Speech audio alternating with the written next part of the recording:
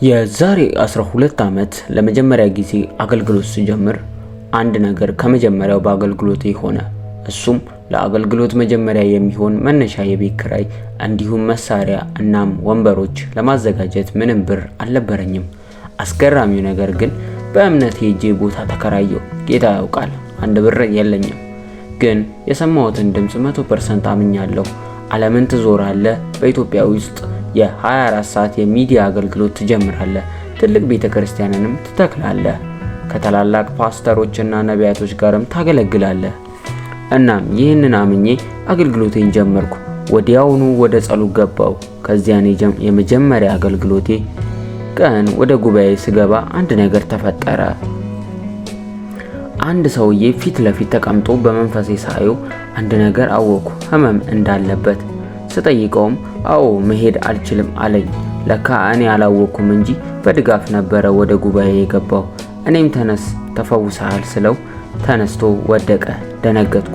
ብለው ብጸልይለት እጄን ብጭንለት ምንም የለም። እንዲያውም ሰዎች በቃ ተው አሉኝ።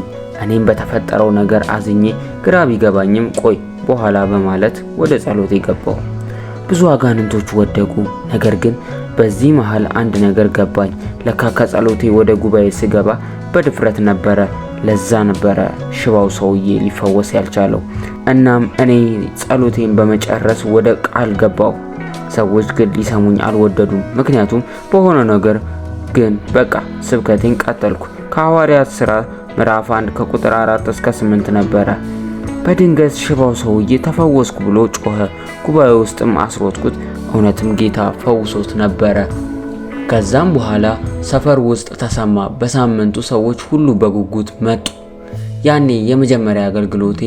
ዛሬ በአንድ ቤተክርስቲያን ውስጥ የመጀመሪያ የቲቪ አገልግሎት አሁን ከ6000 ሰው በላይ በሚይዝ በስታዲየም ቅርጽ የተሰራ ትልቅ ቤተክርስቲያን ከ52 በላይ ሀገራት በስድስቱ ሀገራት ዞሬ አገልግያለሁ።